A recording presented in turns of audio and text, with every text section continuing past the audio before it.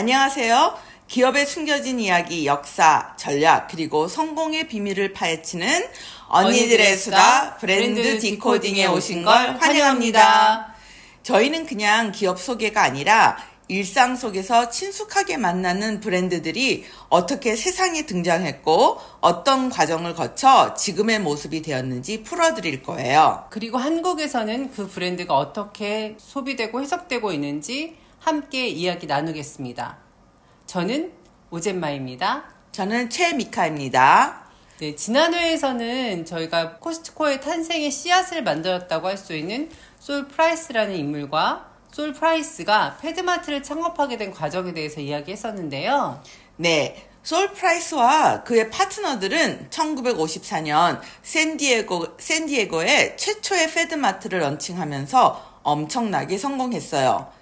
첫 해 목표 매출액은 100만 달러였는데 300만 달러를 달성했어요. 와, 목표액을 3배를 이루었다니까 사업할 재미가 좀 있었겠어요? 그렇겠죠? 패드코 사업 모델이 이미 LA에서 입증이 된 상태고 패드마트는 그냥 그 모델을 따라서 하면 되는 거였기 때문에 패드마트는 그냥 따라만 하면 되는 거였어요. 단지 영리회사라는 차이만 빼고 1년 후에는 솔 프라이스는 애리조나주 피닉스의 두 번째 패드마트를 런칭해요. 같은 캘리포니아주가 아니라 다른 주에 런칭한 거죠. 미국 캘리포니아주가 우리나라보다 약 4배 정도 크다는 점을 또 생각하고, 그리고 미국 같은 경우 주마다 또 법이 다르잖아요. 예. 그런 걸 좀 고민해보면 완전 다른 나라에 런칭하는 것과 뭐 같다고 해도 과언이 아니겠습니다. 네, 그런 면이 있죠. 완전히 대대적으로 확장을 계획한 거예요. 피닉스 매장 런칭 날에는 말 그대로 주차장으로 들어가는 차들이 사방으로 800m 이상 늘어져 있었대요. 상상이 진짜 안 갑니다. 저도요. 그 다음엔 텍사스주로 가서 샌안토니오, 휴스턴, 달라스로 진출하고 엄청난 성공을 거두어요. 그러면서 솔 프라이스는 변호사 일을 완전히 관두고 패드마트에 전념하면서 패드마트 CEO 대표가 되어요. 그런데 이때 한 가지 사소하지만 의미 있는 일이 있어요. 샌디에고 시티 칼리지에 다니는 어린 학생을 샌디에고 매장의 파트타임 베거, BAGGER로 고용합니다. 베거가 무슨 일을 하는지 아실까요? 처음 들어보는 것 같은데요? 쇼핑백에 물건을 넣어주는 사람?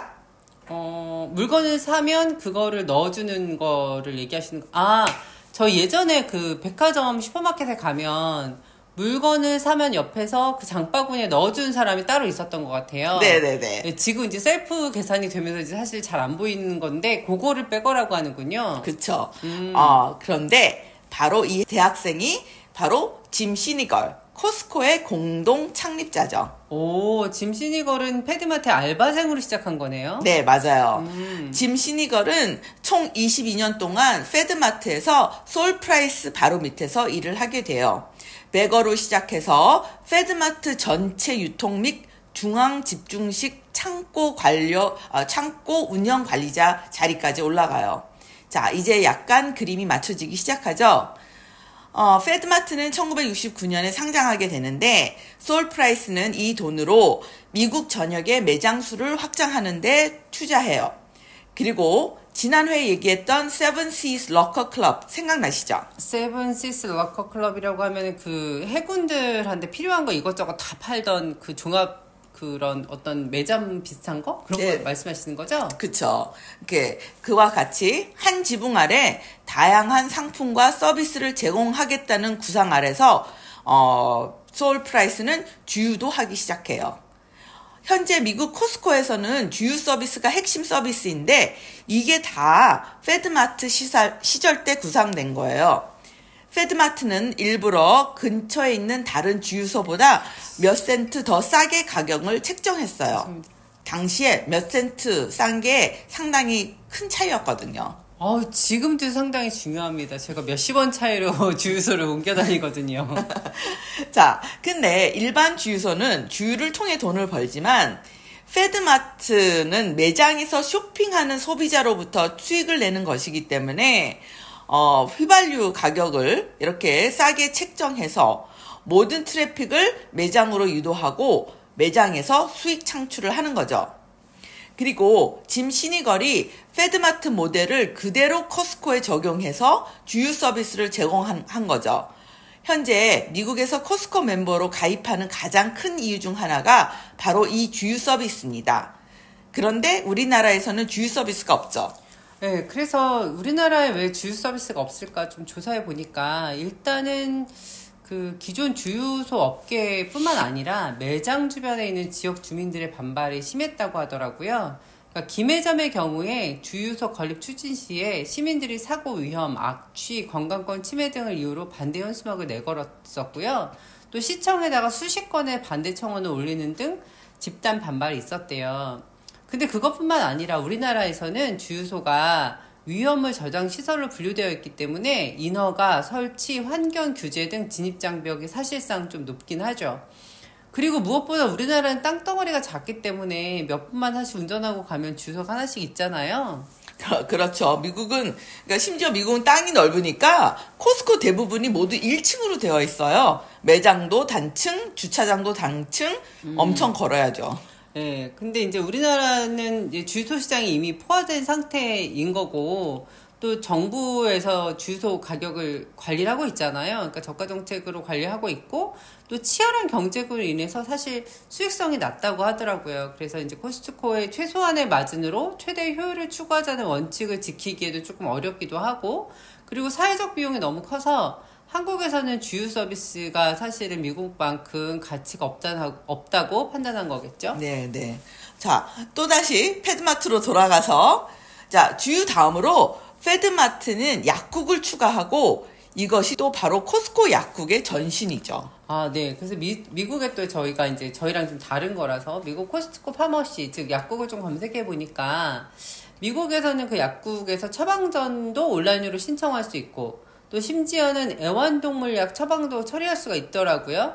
그렇지만 우리나라에서는 약국을 운영하지 않는 이유는 우리나라는 이제 약사법과 의약품 유통 규제 때문인 걸로 알고 있습니다. 약사들의 반발도 좀 심하기도 하고 건강기능식품 같은 것을 판매하긴 하지만 약국은 반드시 별도의 공간에서 약사가 운영해야 하기 때문에 코스트코와 같은 대형 유통업체가 직접 약국을 소유하거나 매장 내 입점시키는 게 별로 이득이 없는 것 같아요. 그러니까 우리나라도 과거에 이제 올리브영에서 약국을 이렇게 쇼핑숍으로 운영하다가 지금은 사실 운영하지 않고 있는 것도 같은 맥락이 아닌가 싶습니다.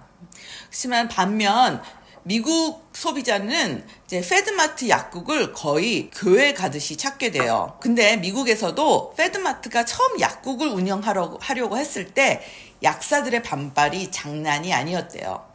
이때 페드마트에서 약국을 신설하는 업무를 담당한 사람은 업계 사람들로부터 살해 위협을 받았대요. 진짜요? 심지어는 누군가 집에 돌을 던져서 창문이 깨지기도 했대요.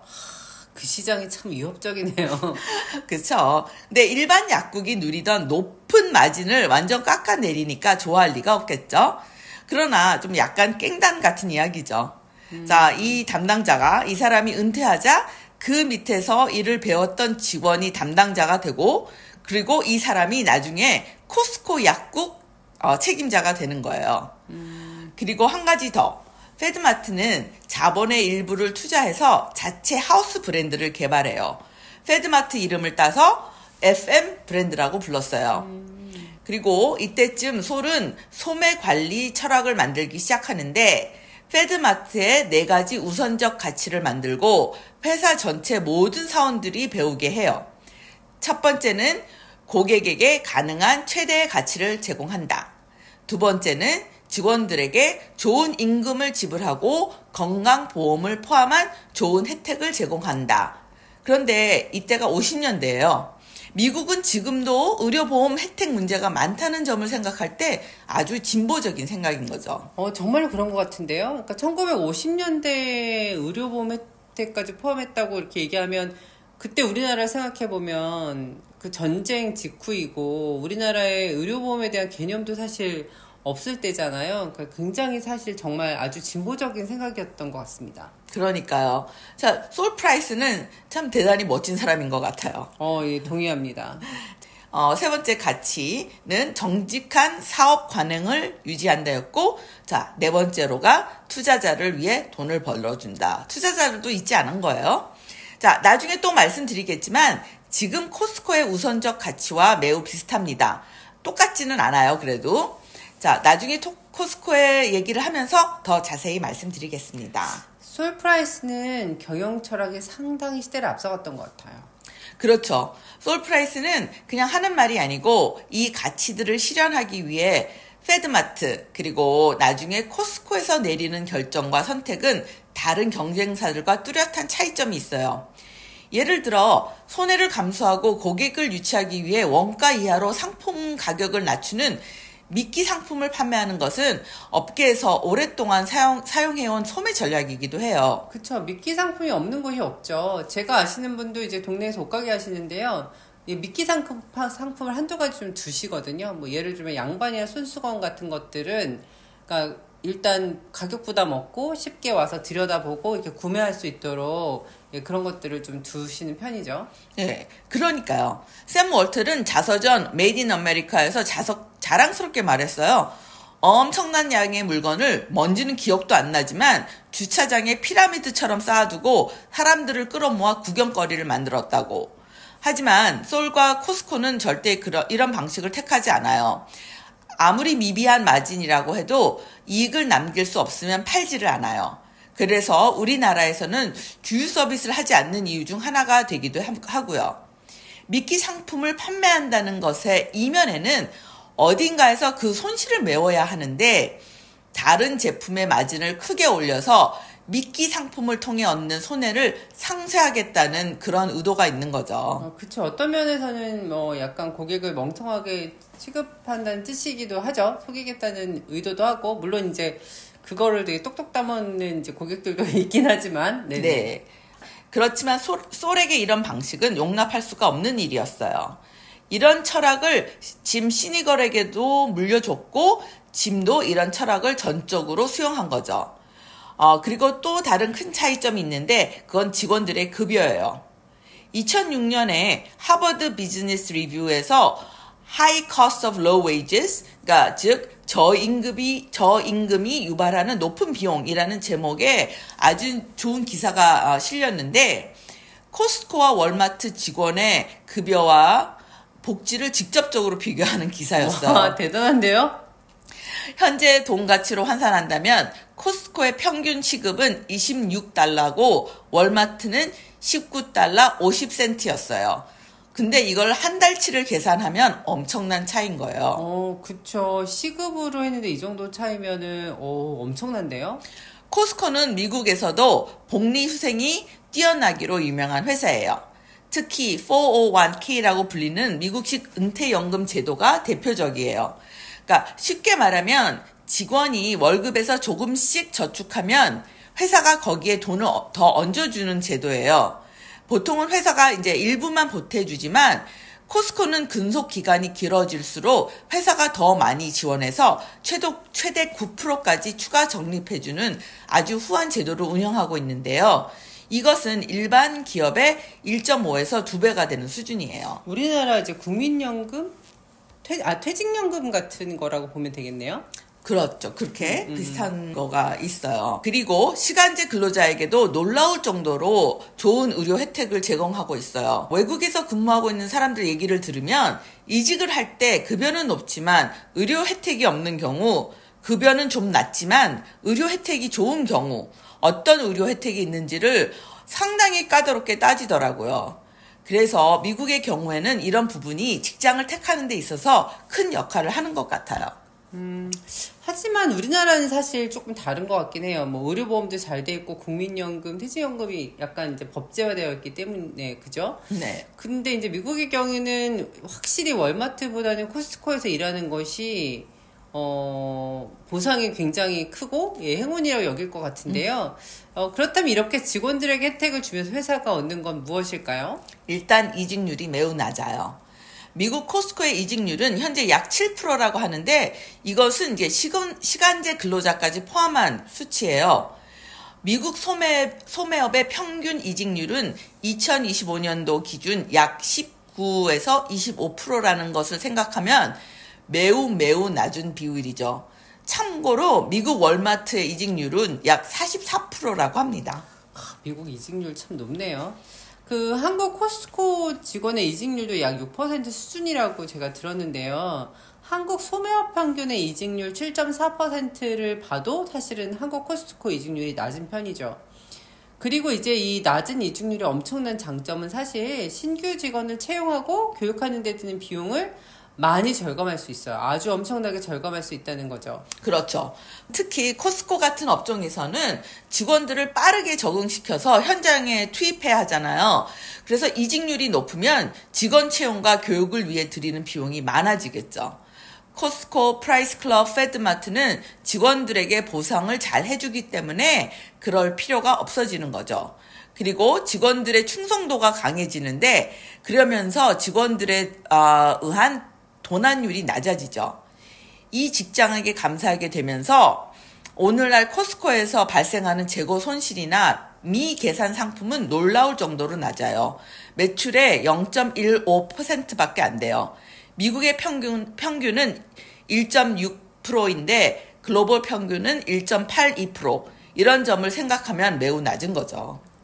진짜 이런 얘기를 들으면 우리나라하고 좀 비교를 해보게 되는데요. 우리나라 좀 대단한 것 같아요. 우리나라에서 발생하는 재고 손실이나 미계산 상품은 매출의 0.13에서 0.16% 정도이고 패션, 액세서리 분야가 조금 높아서 한 0.16%가 찍게 돼요. 근데 이게 미국에서는 2.43%, 글로벌에서는 1.98%라고 하더라고요. 이런 면에서 보면 진짜 우리나라 대단하지 않나요? 네. 근데 80년대만 해도 우리나라도 안 그랬던 것 같은데 우리나라가 이런 면에서 이렇게까지 발전한 이유도 한번 디코딩 해야 할 것 같아요. 그러게요. 한번 해보면 재밌을 것 같습니다. 자, 그리고 코스트코의 이직률이 낮은 또 다른 이유는 코스트코는 내부 승진을 매우 강하게 장려한다는 점이에요. 오늘날 미국 코스트코를 보면 직원의 36%가 10년 이상 근무하고 있어요. 이런 점은 전신인 프라이스클럽이나 패드마트도 마찬가지였어요.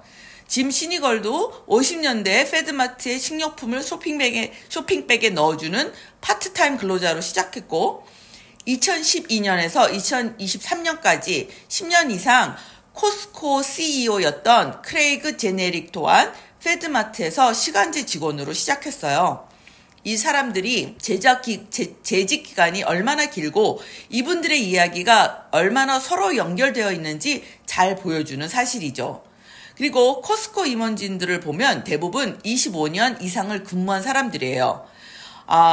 부장급에는 그것보다 근속 기간이 짧은 사람들이 몇 명이 있는데 모두 디지털 이커머스 때문에 스카우트한 사람들 뿐이에요. 정말 대단한데요. 그 어떤 면에서는 이제 약간 동양적 입장에서는 장기 근속이 당연한 일이어서 이런 현상이 뭐 대단하게 느껴지지 않을 수도 있지만 요즘은 우리나라도 이제 점점 근속기간이 짧아지고 있는 추세거든요.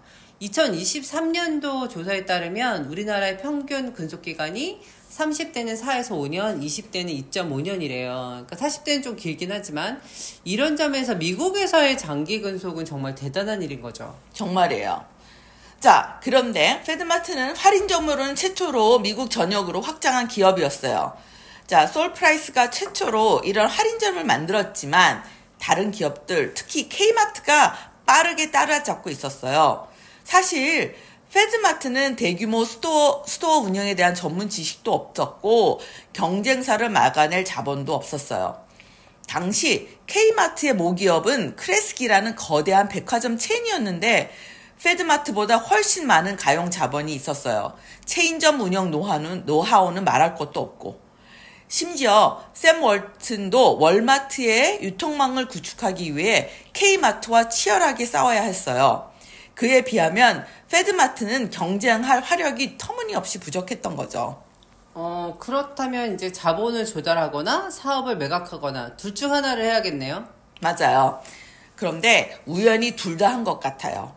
자서전을 보면 솔이 아들 로버트에게 한 말이 있어요. 당시 아들 로버트는 이미 패드마트에 합류해서 일하고 있었는데 솔은 아들에게 We are good at creating businesses. We are not as good at running businesses 라고 말해요. 그러니까 우리는 사업 구상은 잘 하지만 사업을 운영하는 일에는 별로인 것 같아 라고. 사실 이렇게 자기 자신을 객관화하기가 참 쉽지 않은데 이런 점도 참 존경할 만한데요? 네. 저도 그래서 솔 프라이스가 존경스러운 인물인 것 같아요. 자, 그런데 60년대 말 70년대 초에 들어서면서 솔과 아들 로버트에게는 번아웃이 와요. 더 이상 확장하면서 대규모로 운영하고 싶어 하지 않은 거예요. 그래서 솔은 전문 경영진을 데려오고 이사회 회장으로 올라가요. 아니 이것도 대단한 결단인 게 대부분은 약간 이게 커지면 커질수록 집착하잖아요. 네. 근데 이렇게 물러서는 것도 참 대단한 것 같습니다. 그리고 그 대신 솔은 다른 할인마트와 비슷한 포지션에서 경쟁하기 위해서 자본을 댈 수 있는 파트너를 찾기 시작해요. 그리고 결국 유럽으로 가요. 지금 이런 상황은 매우 매우 중요해요. 자, 치열한 비즈니스 세계를 다루는 영화에서나 나올 법한 드라마틱한 일일 뿐만 아니라 프라이스 클럽과 코스코로 이어지는 매우 의미 있는 전환점이기도 해요. 기대되는데요? 당시 70년대 유럽에서는 새로운 소매 개념이 시작되고 있었는데 사실 프랑스 회사인 카루프가 개척한 개념이에요. 혹시 그 까르푸가 우리가 아는 까르푸인가요? 네, 맞습니다. 자, 까루프는 지금도 거대한 글로벌 소매업체인데 까루프가 하이퍼마켓이라는 개념을 만들어냈어요. 하이퍼마켓은 우리가 지금까지 얘기했던 할인마트, 리테일, 슈퍼마켓 등등의 용어로는 커버가 안 돼서 새로 만들어낸 용어죠. 그러니까 식료품과 공산품을 하나의 거대한 장소에 때려 넣은 형태라고 할 수 있어요. 재미있네요.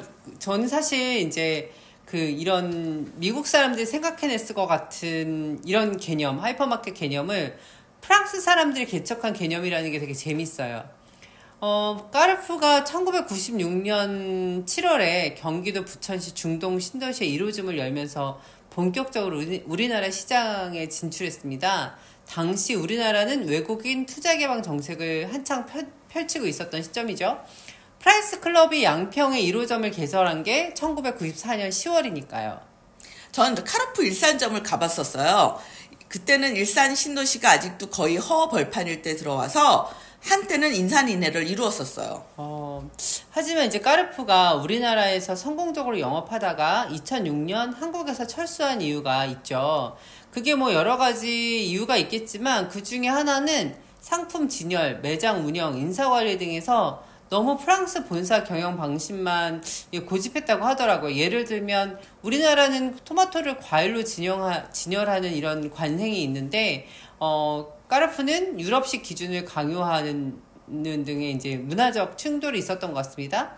이게 프랑스 사람들이 약간 특징일지도 모르지만 이런 유통 방식에 대한 우월감도 있었던 것 같아요. 하여튼 프랑스 사람들이 이런 울트라 대규모 판매 형태를 만들어냈다는 사실이 전 사실 좀 의외이고 재미있습니다. 네, 맞아요. 당시 미국에는 이런 형태가 존재하지 않았고 80년대 후반에 들어와서야 월마트도 하이퍼마트 개념을 수용해서 미국 전역에 적용하기 시작했어요. 솔과 로버트는 패드마트를 다음 단계로 끌어올려줄 파트너를 찾아 유럽을 돌아다니면서 만날 수 있는 모든 하이퍼마켓 운영사들을 다 만났어요. 엄청 바빴겠네요. 그렇죠. 자, 그러다 결국 휴고만이라는 소매업 사업가를 만났는데 휴고만은 독일에서 까르푸를 그대로 복제한 하이퍼마켓을 운영하고 있었어요. 솔이 가진 생각은 휴고만이 솔과 패드마트를 도와서 이 하이퍼마켓 개념을 미국에 가져와 기존 패드마트 매장을 하이퍼마켓으로 전환시키는 것이었어요. 여기서 스포일러, 패드마트는 못했지만 앞서 말씀드렸듯이 월마트는 15년 후에 하이퍼마켓 개념을 가져와 어마어마한 성공을 거두게 되어요. 근데 만약 이때 패드마트의 이런 시도가 성공했다면 우리 이야기가 많이 바뀌었겠죠? 그러게요. 코스트코가 아니라 패드마트에서 쇼핑을 하고 있었을 수도 있겠네요. 좀 이상하긴 하지만 어떤 면에서 솔 프라이스는 혁신가이자 훌륭한 상인이었어요. 하지만 협상 전문가는 아니었던 것 같아요. 이때 두 가지 치명적인 실수를 저지르는데 첫 번째는 휴고만에게 왜 이 거래를 하고 싶어 하는지, 이 사업에 어떤 점에 관심이 있는지, 회사를 합병하면 어떤 방향으로 운영하고 싶은지를 이 중요한 질문을 제대로 물어보지 않은 거예요. 아마 다른 사람들도 자기랑 똑같을 거라고 상상했을 것 같아요. 네네, 그런 것 같아요. 네. 자, 그리고 두 번째 실수는 회사 지분의 과반수를 팔아놓고도 휴거만을 여전히 소수 투자자처럼 대했다는 점이에요. 결국 솔은 사업 성장을 도와줄 투자자를 원했지만 결과적으로 회사를 인수할 사람을 만나버린 거예요. 서로 이해관계가 맞지 않는 투자자를 만난 거네요. 그러니까요. 솔이 좀 순진해서 회사 성장, 발전 이런 가치만 생각한 것 같아요. 비즈니스에는 다른 이면이 있다는 생각은 안 한 것 같아요. 그래서 이 거래가 마무리된 후 몇 개월이 지나지도 않았는데 예상대로 솔과 휴고만은 첫 번째 이사회에서 크게 싸우게 됩니다. 서로 막 고함을 지르고 싸웠대요. 휴고만은 즉시 솔과 로버트를 해고하고 사무실 문 잠금 장치까지 바꿔버려요. 진짜요? 네, 진짜로 치사하게. 그니까 말도 안 되는 상상이 안 되는 일이네요. 말 그대로 솔 프라이스를 자기 회사에서 쫓아낸 거죠. 막장 드라마 수준으로. 그리고 페드마트에 남은 임원 중 전 직원 회의를 소집하고 회사에서 무슨 일이 일어났는지 알리는 임무를 맡은 사람이 누구였는지 맞춰보세요. 이렇게 질문하시니까 짐 시너걸일 것 같은데. 그렇죠. 너무 재밌죠. 자, 그런데 당시 상황에 대한 의견들을 검토해보면 휴거만은 페드마트가 가지고 있었던 부동산 자산이 핵심 가치라고 보고 사실상 부동산 포트폴리오만을 원했던 거예요. 반면 솔과 로버트는 모 회사인 휴고만으로부터 운영 자금을 받아서 보다 공격적으로 페드마트 매장을 확장해서 미국에서 하이퍼마트 모델을 선도하고 싶어 했던 거예요. 하지만 휴고만은 그런 사업에는 전혀 관심이 없었어요. 그렇죠. 만약 일이 이렇게 틀어지지 않았다면 솔은 새 경영진이 페드마트를 인수했을 때 조용히 은퇴했을 거예요. 그리고 애초에 자신의 커리어를 계속 이어갈 생각이 없었거든요. 그렇지만 사무실에서 사실상 쫓겨나는 모욕을 당하면서 완전히 열받은 거죠. 솔은 그때 60세 환갑 나이였는데 이때 사명감을 가진 사나이가 된 거예요. 창업하기에 딱 좋은 나이네요. 그 TSMC의 모리스 창도 텍사스 인스트루먼트에서 쫓겨나서 TSMC를 창업했을 때 나이가 약 56세 정도였다고 들었거든요. 그렇네요. 그러니까 30대에 이젠 자기가 너무 늦었다고 말하는 친구들을 봤는데 말도 안 되는 거죠. 그러니까요. 자, anyway. 솔과 로버트는 쫓겨난 바로 다음날, 진짜로 바로 다음날 새로운 사무실을 임대해요. 좋아, 처음부터 다시 시작하자. 이런 마인드로 사업을 다시 구상하기 시작해요. 와, 멘탈이 어마어마합니다. 솔과 로버트는 이미 페드마트가 하향세로 접어들었다고 생각하고 전면적으로 경쟁하면 안 된다는 판단을 내려요. 월마트, K마트, 타겟 같은 대형 유통사들이 이미 시장을 장악하고 있었고 페드마트는 그 흐름에서 밀려날 수밖에 없었거든요. 그리고 사실 인수당한 후 페드마트는 하향세로 접어들어 1982년 완전히 무너져요. 물론 휴고만은 부동산으로 큰 수익을 얻긴 해요. 그러나 페드마트는 역사 속으로 사라지게 되어요.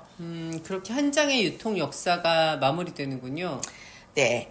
자, 이제 솔과 로버트는 사무실에 앉아서 브레인스토밍을 하는데 자꾸 생각이 나는 부분이 있는 거예요.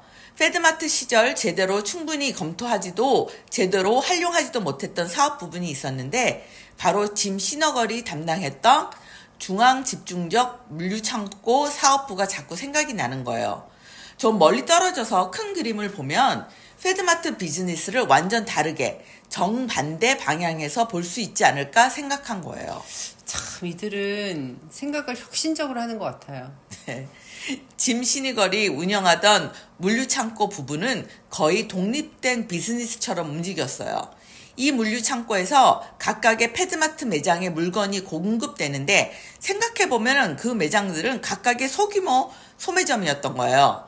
솔과 로버트가 마크로하게 보니까 패드마트 전체에서 회사가 남긴 마진 대부분이 창고에서 나왔대요. 매장 자체는 수익성이 높지도 않고 이제는 경쟁사들과 맞붙기에도 버겁고 그래서 솔과 로버트는 이런 식으로 생각했어요. 짐 시니걸이 하던 물류 시스템을 다시 구상해서 아예 핵심 사업으로 만들면 어떨까? 솔과 로버트의 사업 계획의 핵심은 작은 소매업자들, 다른 자영업자들을 위한 창고를 만드는 것이었어요. 다시 말해서 음식점, 잡화점 가게들이 이들 창고에 와서 자기 매장에서 필요한 물건을 솔과 로버트가 운영하는 중앙 집중적 창고에서 가져가는 방식인 거죠. 아까도 말씀드렸지만 지금 생각해보면 이게 참 상당히 그 혁신적인데요.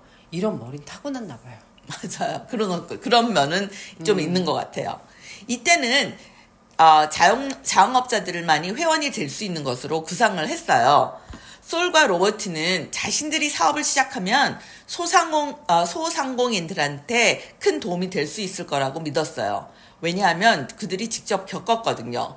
패드마트 상점을 운영하면서 재고 관리가 엄청 큰 문제였거든요. 물건들을 물리적으로 어디에 쌓아둘지 재고를 보관하기 위해 중앙 집중적 창고가 필요했었으니까요. 미래 회원이 소매업체인데 보관할 창고가 없다. 그러면 솔과 로버트의 회사가 그 창고가 되어주는 거죠. 솔은 사업을 구성할 때 돈을 벌겠다는 목적보다는 내가 하는 이 사업이 누군가에게 어떤 도움을 줄 수 있는지 또는 어떤 문제를 해결할 수 있는지에 더 우선적으로 생각하는 사람 같은데요. 그러니까요. 제가 이번 코스트 관련 공부를 하다가 짐 시니걸이 아니라 솔 프라이스라는 사람한테 빠지게 됐다니까요. 그러실 것 같아요. 저도 이 솔 프라이스의 매력에 지금 점점 빠져들고 있거든요. 좀 훌륭한 분인 것 같아요. 그러니까. 예. 자, 이렇게 창고만 운영한다는 구상이 정말 또 멋진 이유는 물류가 매우 단순하다는 사실이에요. 그냥 팔레트 단위로 물건을 받아서 창고 안에 그 자리를 잡아두면 고객들이 와서 직접 엄청난 단위의 물건들을 가져가는 시스템인 거죠. 상표가 잘 보이게 제품을 돌려놓을 필요도 없고 낱개로 남는 재고 등의 자잘한 문제에 신경 쓸 필요도 없고 모든 게 단순하고 큼직하고 처리하기도 쉬워서 직원들이 하나하나 신경 쓰지도 않아도 되니까 효율도 높고요. 진짜 그렇네요. 근데 이때만 해도 솔과 로버트는 이런 식으로 물건을 구매하러 올 사람들은 자영업자밖에 없다고 생각했어요. 일반 소비자들은 절대로 이런 식으로 쇼핑하지는 않을 것이라고 생각한 거죠. 사실 상상이 잘 안 되죠. 네. 하지만 이런 요소들이 모두 코스트코에서 도입한 핵심적인 부분들이에요. 그런데 여기서 완전 가장 끝내주는 중요한 요소가 있어요. 이런 도매 창고형 매장을 운영하면 복잡한 물류를 직접 처리할 필요가 없어요. 그러니까 미국의 경우 제조사들이 물건을 직접 창고까지 배송해주기 때문에 트럭을 운영할 필요도 없고 다른 물류센터나 중간 유통 거점도 필요 없고 전국적으로 물건을 옮겨 다닐 필요조차 없는 거예요. 소매업자들이 그냥 창고에 와서 제조사에서 바로 도착한 제품들을 직접 가져가는 거예요. 천재인데요? 이렇게 탄생한 새로운 사업, 즉 코스트코의 전신이 된 프라이스 클럽은 소규모 자영업자들에게 엄청난 가치를 제공하는 서비스가 되어요. 물류를 관리해 주니까요. 사실 근데 프라이스 클럽이 물류를 관리해 주는 것도 아니에요. 제조사들이 다 알아서 해주는 거잖아요. 그러네요. 네. 그리고 이 시점에서 패드마트 시절 활용했던 멤버십을 적용하면 어떨까 하고 생각해요. 과거에 했던 것까지 다 또 알뜰하게 아이디어를 다 차용해 오네요. 네, 버릴 게 없어요. 그러니까요. 패드마트 때는 법망을 피하기 위한 수단이었지만 이 멤버십이 이제는 진짜로 가치를 제공하는 서비스가 됐으니까 회원비를 청구할 수도 있다라는 아이디어를 생각해낸 거죠. 이런 사업 모델을 정립하자마자 솔과 로버트는 패드마트 등 다른 업체에서 핵심 인재들을 스카우트하기 시작해요. 네, 오늘 여기서 딱 끊어주시네요. 와, 이제 이렇게 여기까지 달려왔습니다. 네, 다음에는 저희가 어떤 이야기를 나누게 될까요? 다음에는 프라이스 클럽의 탄생과 도매 모델의 진화라는 제목으로 프라이스 클럽에서 코스트코까지 이어지는 과정과 역사, 그리고 도매 형식이 어떻게 발전해 나가는지도 재미있게 들여다보겠습니다. 네, 기대가 될 것 같습니다. 그럼 다음 회에서 봬요.